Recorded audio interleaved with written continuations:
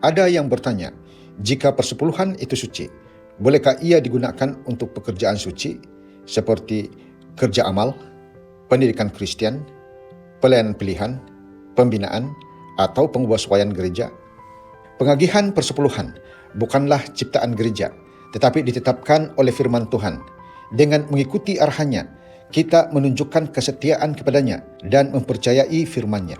Dalam Bilangan 18 ayat 21, Tuhan berkata, "Sesungguhnya aku telah memberikan kepada Bani Lewi segala persepuluhan di Israel sebagai milik pusaka, sebagai balasan untuk pekerjaan yang mereka lakukan, yaitu pekerjaan kemah pertemuan."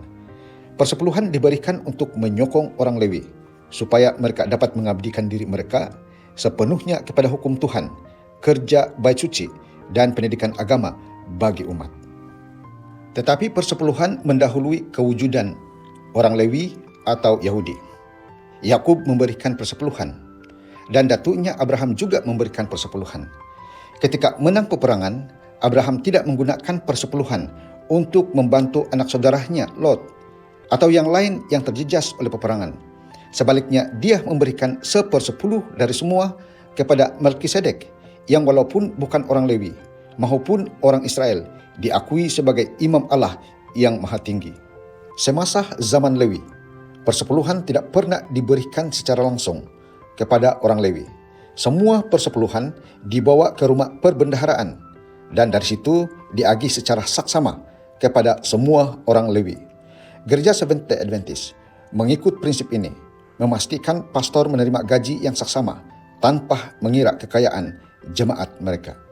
Paulus mengulangi ajaran perjanjian lama ini dalam era perjanjian baru. Dia merujuk kepada amalan persepuluhan apabila dia berkata, "Tidak tahukah kamu bahwa mereka yang melayani dalam tempat kudus mendapat penghidupannya dari tempat kudus itu, dan bahwa mereka yang melayani mezbah mendapat bahagian mereka dari mezbah itu? Tuhan telah memerintahkan bahwa mereka yang memberitakan Injil harus hidup dari Injil." Ellen G. White menyokong prinsip yang sama dengan berkata, "Message yang sangat jelas dan pasti telah diberikan kepada saya untuk umat kita. Saya diminta untuk memberitahu mereka bahwa mereka membuat kesilapan dalam menerapkan persepuluhan kepada pelbagai objek yang walaupun baik, bukanlah objek yang Tuhan telah katakan persepuluhan harus digunakan. Mereka yang menggunakan persepuluhan ini lari dari pengaturan Tuhan.